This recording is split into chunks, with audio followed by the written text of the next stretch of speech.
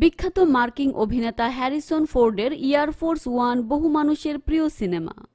সন্ত্রাসী গোষ্ঠীর একদল লোক মার্কিন প্রেসিডেন্ট এবং তার পরিবারকে প্রেসিডেন্টে বহনকারী বিমান এয়ারফোর্স ওয়ান সহ কিডন্যাপ করে। সেই মুভির সুবাদেই অনেকে মার্কিন প্রেসিডেন্টের জন্য নির্ধারিত প্লেন সম্পর্কে কিছুটা ধারণা পেয়েছেন। একজন প্রেসিডেন্টের দায়িত্ব পালনের জন্য যে সকল প্রযুক্তি এবং সুযোগ সুবিধার দরকার হয় তার সবটাই এই বিমানে রাখা হয়েছে। কিন্তু বর্তমানে যে বিমানটি মার্কিন প্রেসিডেন্টরা ব্যবহার করছেন সেই এয়ারফোর্স ওয়ানের মেয়াদ 2024 সালেই শেষ হয়ে যাবে। এরপর আসবে নতুন বিমান। যুক্তরাষ্ট্রের প্রেসিডেন্টের নতুন বিমানটি হবে সুপারসনিক প্রযুক্তির। বর্তমান সময়ের প্রযুক্তির সবকিছুর সংযোজন ঘটানো হবে নতুন এয়ারফোর্স ওয়ানে। নতুন যে এয়ারফোর্স ওয়ানটি আসছে তাকে ভবিষ্যতের বিমান হিসেবে আখ্যায়িত করা হচ্ছে। এতে থাকছে সুপারসনিক স্পিড। আমেরিকান প্রতিষ্ঠান অ্যাক্সোসনিক এই বিমানটি নির্মাণ করেছে। আশা করা হচ্ছে 2030 সালের মধ্যে বিমানটির সার্টিফিকেশন প্রক্রিয়া শেষ হয়ে যাবে। এয়ারফোর্স ওয়ানের পাশাপাশি আরও কয়েকটি সুপারসনিক বিমানের নির্মাণ নিয়েও প্রতিষ্ঠানটি কাজ করছে। মার্কিন ভাইস প্রেসিডেন্ট, পররাষ্ট্রমন্ত্রী সহ অন্যান্য শীর্ষ কর্মকর্তারাও যেন প্রয়োজনে দ্রুততম সময়ের মধ্যে দুনিয়ার অন্য প্রান্তে ছুটে যেতে পারেন সেই বিষয়টি বিবেচনায় নিয়েই কাজ করা হচ্ছে।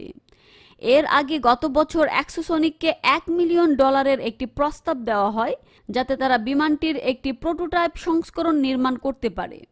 অ্যাক্সোসনিকের প্রধান নকশাবিদ স্টিফানি চাহান জানান, নতুন এয়ারফোর্স ওয়ানে এমন সব প্রযুক্তি যুক্ত করার পরিকল্পনা করা হচ্ছে যা এখন পর্যন্ত কোনো বাণিজ্যিক বা যাত্রীবাহী বিমানেও করা হয়নি।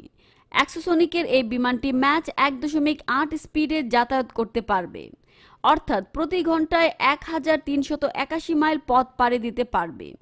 বিমানটির রেঞ্জ হবে 5000 মাইল। এই বিমানটির মূল একটি বৈশিষ্ট্য হলো এর চলাচলের সময় আওয়াজ ও কম্পন দুটিই কম হবে, তাই বিমানটি সুপারসনিক গতিতে চললেও তাকে কানের কোনো ক্ষতি হবে না।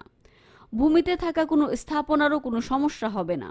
নতুন এয়ারফোর্স ওয়ানে দুটো প্রাইভেট স্যুট থাকছে, আরও থাকছে 3টি বৈঠক রুম যার প্রতিটির সাথেই নিরাপদ টেলিকনফারেন্স সুবিধা থাকছে। বিমানটি যাতায়াতের সময় প্রেসিডেন্ট বা অন্য কোনো কর্মকর্তা তাৎক্ষণিকভাবে অনলাইনে গিয়ে বক্তব্য দিতে পারবেন, এমনকি সংবাদ সম্মেলনও করতে পারবেন। বিমানগুলোর আসনগুলোর চক্রাকার ধরনের হবে। যাত্রী তার সুবিধামতো আসনগুলোকে ঘুরিয়ে নিতে পারবে। আসনগুলো হবে চামড়ার তৈরি, যার খোলসটি হবে কাঠের। অন্যদিকে ভিডিও মনিটরগুলো আসনের সাথে সামঞ্জস্য রেখে রোলিং করা যাবে। খাবারের জন্য অথবা বৈঠকের কোনো বক্তব্য উপস্থাপন বা লেখার জন্য সিটের সাথে আলাদা জায়গাও রাখা হচ্ছে। বিমানে প্রেসিডেন্ট, ভাইস প্রেসিডেন্ট অথবা অন্য যে কেউ থাকুক না কেন তার জন্য বিমানে সব ধরনের সুযোগ সুবিধাই রাখা হয়েছে। আশা করা হচ্ছে 2024 সালের মাঝামাঝি সময় থেকে এই বিমানটি নিয়মিত ব্যবহার করা হবে। বর্তমানে যে বিমানটি এয়ারফোর্স ওয়ান হিসেবে ব্যবহৃত হচ্ছে সেটি বোয়িং 747। নতুন সংস্করণের বিমানটিও একই মডেলের, তবে নতুন মডেলটি আগের মডেলের তুলনায় অনেকটা লম্বা এবং ভেতরের জায়গাও অনেক বেশি। হোয়াইট হাউস থেকে প্রশাসন চালানোর জন্য প্রেসিডেন্টের যা কিছু দরকার হয় তার সবটাই থাকে এয়ারফোর্স ওয়ানে। কোনো নির্দিষ্ট প্রেসিডেন্টের জন্য এই বিমান ব্যবহৃত হয় না। বিমানটি মার্কিন প্রেসিডেন্সি এবং মার্কিন সরকারকেই প্রতিনিধিত্ব করে। এয়ারফোর্স ওয়ানটি যুক্তরাষ্ট্রের মানুষের আশা আকাঙ্ক্ষার আর গর্বের প্রতীক। কিন্তু আগের সব প্রেসিডেন্টই বোয়িং 747-এ উড্ডয়ন করেছেন তা কিন্তু নয়। কেনেথ ওয়ালশ নামক একজন লেখক air force one a history of presidents and their plans নামের একটি বইও লিখেছেন। বইটি থেকে জানা যায় সাবেক প্রেসিডেন্ট ট্রুম্যানের সময় মার্কিন প্রেসিডেন্টের বিমানের নাম ছিল দ্য ইন্ডিপেন্ডেন্স। ট্রুম্যান এমনভাবে বিমানটির নকশা করেছিলেন যেন বিমানটিকে ঈগল পাখির মতো দেখা যায়। ঈগলের মতো করে বিমানটির লেজে পালকও সংযোজন করা হয়।